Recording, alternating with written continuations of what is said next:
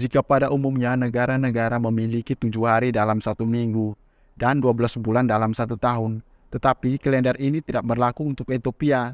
Ethiopia mengikuti kalender Julian yang terdiri dari 13 bulan dan masing-masing bulan terdiri dari 30 hari. Berikut fakta dan hal-hal unik mengenai Ethiopia. Peradaban tertua di dunia. Lengkapnya, negara ini bernama Republik Demokratik Federal Ethiopia. Ethiopia adalah negara terkurung daratan terpadat di dunia dan terletak di ujung Afrika dengan letak sepenuhnya di garis lintang tropis dan ibu kotanya Addis Ababa. Wilayah ini berbatasan dengan Eritrea di utara, Djibouti di timur laut, Somalia di timur, Kenya di selatan, Sudan di selatan, dan Sudan di sisi barat. Ethiopia merupakan peradaban paling awal dan negara tertua di dunia. Peradaban manusia pertama kali di Ethiopia diperkirakan telah ada sangat lama dan sama umurnya dengan penemuan spesies manusia pertama yang hidup di bumi ini. Dapat dikatakan bahwa wilayah ini adalah lokasi wilayah kaum Mesir kuno yang sejarahnya pertama kali tercatat pada tahun 25 sebelum Masehi. Para ilmuwan menemukan tulang rahang yang tertua sebagai satu dari manusia pertama di dunia. Lebih tua 400.000 tahun dari yang sebelumnya diperkirakan para ilmuwan sebagai manusia pertama. Penemuan fosil ini memperlihatkan bahwa perubahan iklim memicu transisi dari manusia pemanjat pohon menjadi berjalan tegak. Sistem pemerintahan. Sistem pemerintahan Ethiopia berbentuk republik parlementer federal, di mana Perdana Menteri adalah kepala pemerintahan dan Presiden adalah kepala negara. Kekuasaan eksekutif dijalankan oleh pemerintah dan kekuasaan legislatif federal berada di tangan pemerintah dan 2 kamar parlemen. Peradilan Ethiopia terdiri dari sistem ganda dengan 2 struktur pengadilan, pengadilan federal dan negara bagian.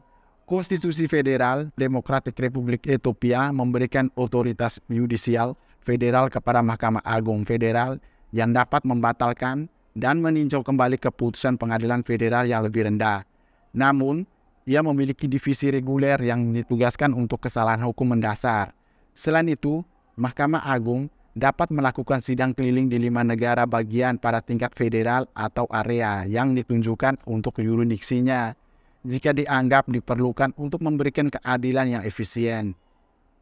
Yang menarik menurut Indeks Demokrasi diterbitkan oleh Economic Intelligence Unit yang berbasis di Inggris pada akhir 2010, Ethiopia adalah rezim otoriter peringkat ke-118 paling demokratis dari 167 negara. Dewan Federasi dipilih oleh Dewan Daerah, sedangkan anggota parlemen dipilih secara langsung. Pada gilirannya, mereka memilih presiden untuk masa jabatan 6 tahun dan Perdana Menteri untuk masa jabatan 5 tahun. Tidak pernah dijajah. Ethiopia tidak pernah dijajah oleh bangsa Eropa.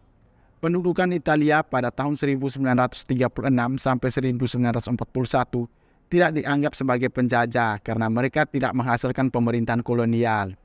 Dalam Perang Italia-Ethiopia pertama pada tahun 1895 sampai 1896, pasukan Ethiopia mencatat kemenangan atas pasukan Italia pada pertempuran Atwa 1 Maret 1896. Pada 23 Oktober 1896, Italia menyetujui perjanjian Addis Ababa, mengakhiri perang dan mengakui Ethiopia sebagai negara merdeka. Pada 3 Oktober 1935, diktator Italia Benito Mussolini memerintahkan invasi kedua ke Ethiopia. Pada 9 Mei 1936, Italia berhasil mencaplok Ethiopia. Tidak sampai 5 Mei 1941, Ethiopia memperoleh kemerdekaannya kembali. Kemenangan Ethiopia terhadap tentara Italia berkat kegigihan para pejuang tradisional. Hasil pertempuran ini memastikan kemerdekaan Ethiopia dan menjadikan sebagai negara di Afrika yang tidak pernah dijajah.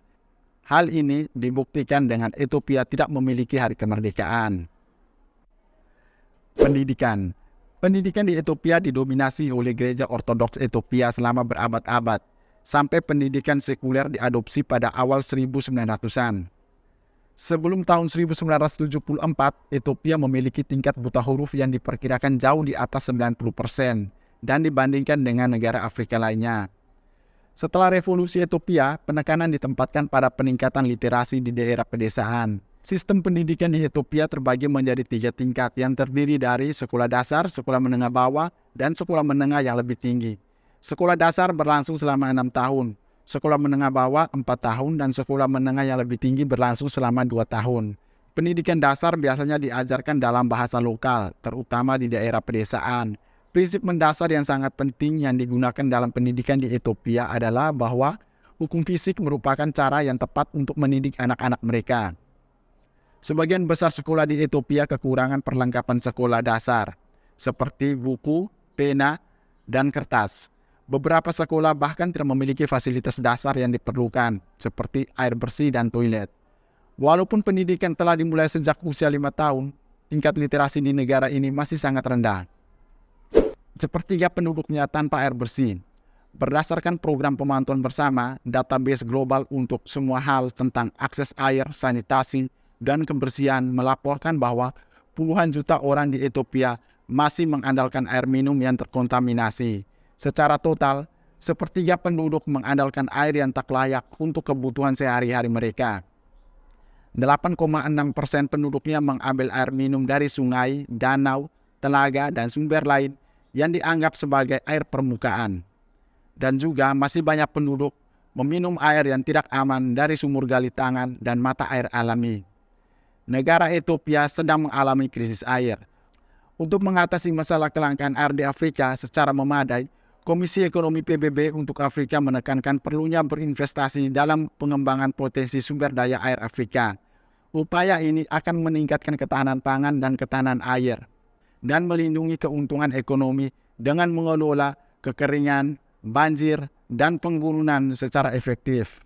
Program PBB ini membuahkan hasil dengan kondisi Ethiopia saat ini telah lebih baik dalam akses air. Saat ini, lebih banyak orang Ethiopia yang minum air bersih daripada sebelumnya.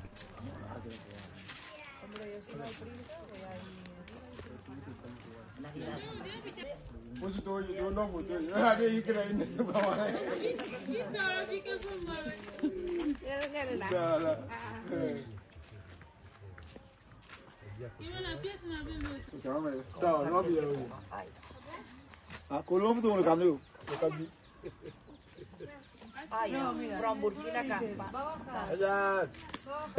Con el abanico de café. Africano.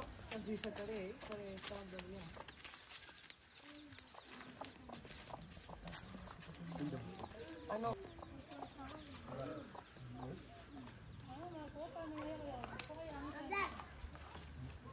La gallina esa mató una gallina.